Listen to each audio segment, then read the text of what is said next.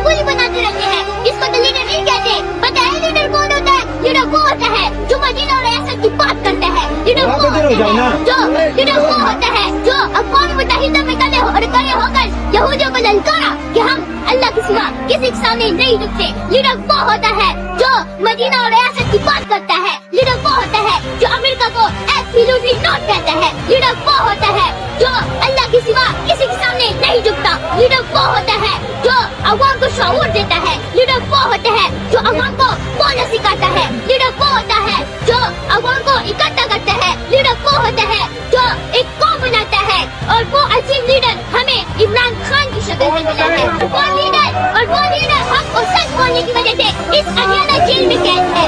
ہم انشاءاللہ اللہ کے سامنے نہیں جھکیں گے. انشاءاللہ پاکستان عمران خان زندہ باد. آپ کہاں سے آئے ہیں؟ میں ادھر سے راولپنڈی سے آئے ہیں.